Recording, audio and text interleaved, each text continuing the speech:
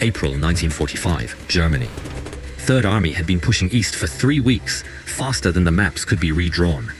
On April 4th, a patrol from the 4th Armored Division turned down a dirt road south of a small town called Ohrdruf, chasing rumors of a German communications bunker. They found something else first. A barbed wire fence. Guard towers empty. Beyond the fence, bodies scattered across open ground like something had been interrupted mid-task. In the town whose name the camp carried, a man was still sitting behind his mayor's desk. Albert Schneider. 11 years in that chair.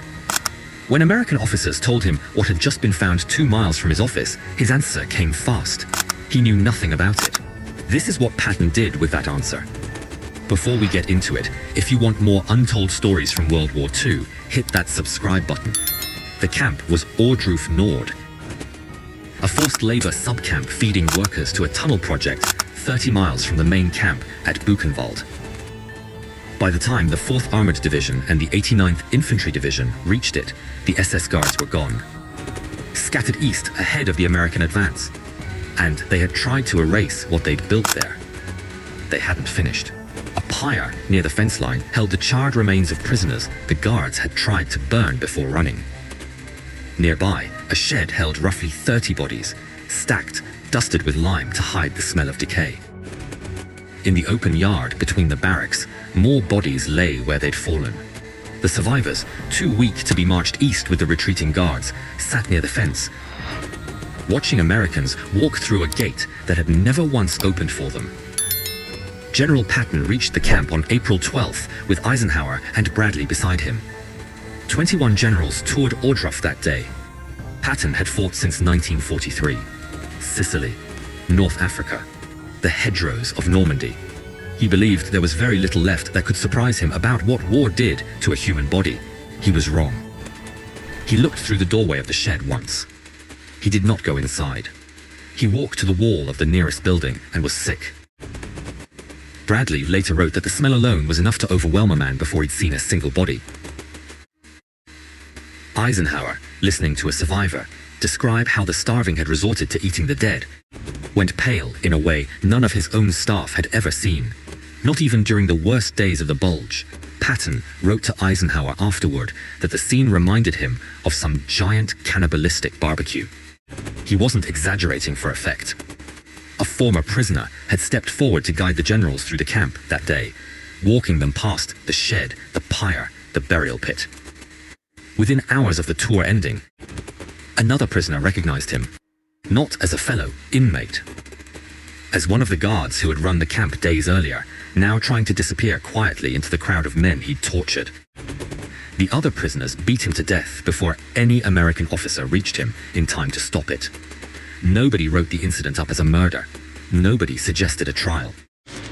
Word reached the town of Ohrdruf within hours. American officers, working through a translator, went to the mayor's office and told Albert Schneider what had just been found 2 miles from where he was sitting. Schneider had held the office 11 years. He knew every family in that town, which sons were at the front, which shops were still open, which roads flooded every spring. He told the officers he had no knowledge of any camp, no knowledge of what happened inside its fence.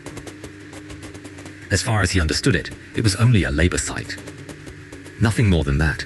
Colonel Hayden Searl, commanding the lead combat command of the 4th Armored Division, had heard the same denial from a dozen other townspeople that same afternoon. He decided telling wasn't going to work on people like this. Showing would have to. Searl's men went door to door and pulled 40 of the town's leading citizens out of their homes. Shopkeepers, a doctor, Schneider, and his wife. No explanation given beyond an order to walk the 2 miles to the camp gate. What waited for them, they could not immediately process. A doctor among the group looked at the bodies laid out between the barracks and said, to no one in particular, that the SS wasn't like that. Like saying it out loud might make it true again. A shopkeeper who'd sold Schneider his morning bread for a decade stopped at the edge of the group and refused to walk any closer to the pit.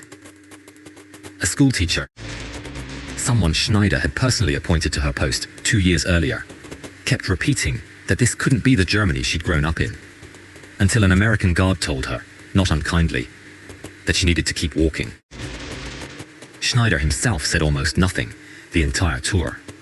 He looked at each body they passed like a man trying to place a face he was fairly sure he already recognized. By the time the tour ended, the denials had mostly stopped.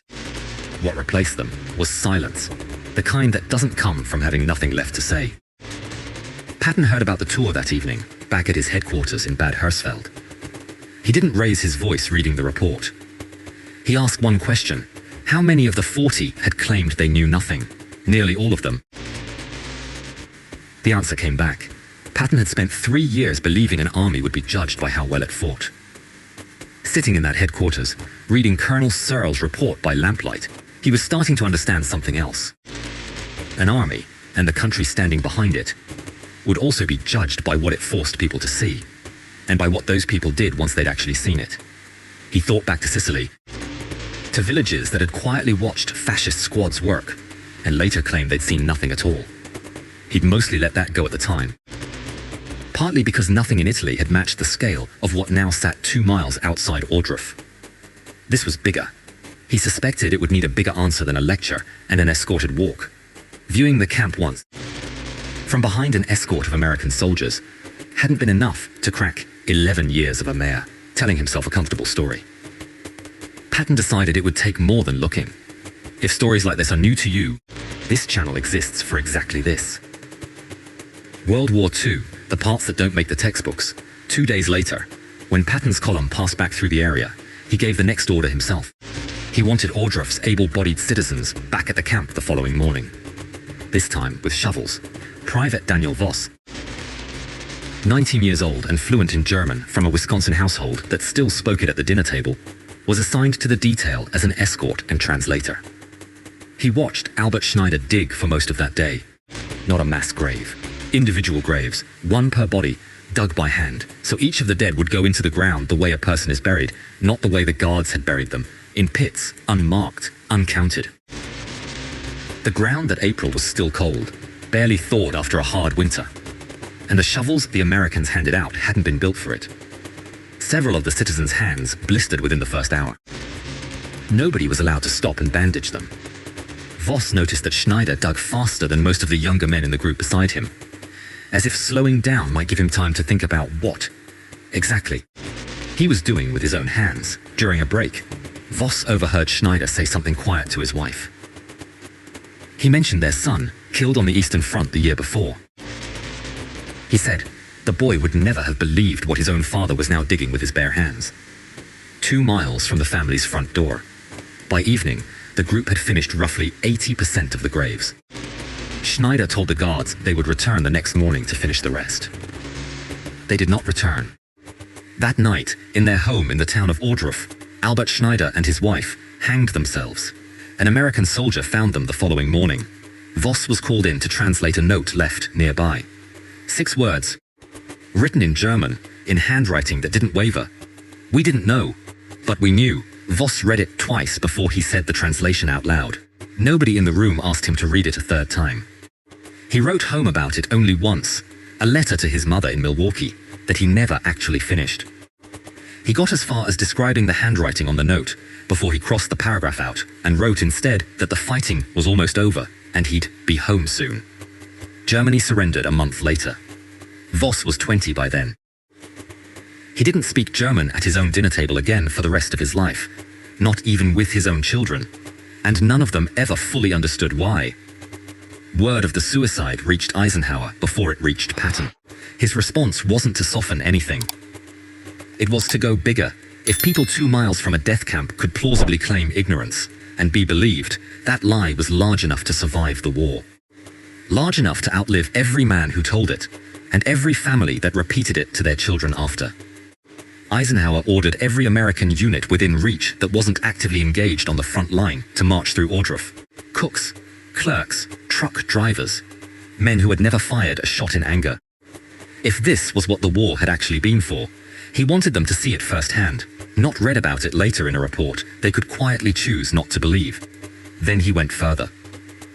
He cabled Washington directly, requesting that members of Congress and accredited journalists be flown to Germany immediately to stand where he'd stood and see what he'd seen, with their own names and credentials attached to the account.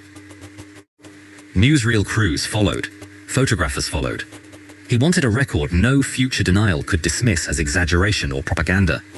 Patton carried the same lesson forward days later.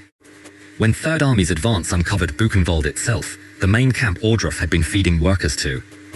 Buchenwald held tens of thousands of prisoners. Next to it, Ohrdruf looked almost small. In his own letter to Eisenhower describing the discovery, Patton put a number on what Third Army had just found. Buchenwald's normal population ran near 25,000 prisoners. They were dying, he wrote, at a rate of roughly 100 a day, even before the SS had started running out of time to hide what they'd done. Patton summoned Erich Kloss, Weimar's acting mayor, to his headquarters on the evening of April 15th. He told Kloss he wanted 1,000 of the city's citizens marching up that hill by morning. Not 40 this time, 1,000. They marched 5 miles up the Ettersberg under guard. This time, the tour guides were the camp's own survivors, walking their former guards' neighbors past the evidence with their own hands. Nobody in Weimar told the American officers they knew nothing. Word travels faster than denial. Once denial has already cost 2 people their lives 1 town over. If you're new here, we post one of these most days. Subscribe if you don't want to miss the next. The Patton Searl and Patton set at Ohrdruf repeated at nearly every camp the Western Allies liberated that spring. At Dachau, at Bergen-Belsen. Local citizens marched through, sometimes made to help with the burials, always made to look. A Soviet commander used the same method at Ravensbrück, marching villagers past the evidence of what had happened in their own backyard. Months later, at the war crimes trials, an SS physician who had served at Ohrdruf testified under oath about the death rate inside the camp during his own posting there. Between 15 and 20% of the prisoners under his care died or were killed. He gave the number in the flat procedural voice of a man reading off inventory. Nobody in the courtroom needed him to explain what that percentage meant in practice. Everyone in the room had already seen the shed, or a photograph of it, or a newsreel built from the footage Eisenhower had ordered shot. Some of what those journalists and congressmen documented at Ohrdruf and Buchenwald that April went on to become part of the evidentiary record used against Nazi officials at the war crimes tribunals the following year. Photographs, sworn statements, reels of film shot by cameraman Eisenhower had specifically requested weeks earlier. None of it erased what had already happened in either camp. But none of it could be quietly waved away as rumor either, which had been the entire point of marching 40 citizens past a shed full of bodies in the first place. None of it was really about punishment, not in the legal sense. Patton and Eisenhower both seemed to understand the war would end in weeks, and that once it did, the world would face a choice about how to remember what had happened in places like Ohrdruf.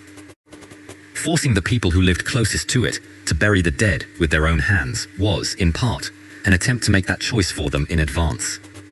To make sure the record couldn't be quietly rewritten later by the same people who'd spent years not looking at it.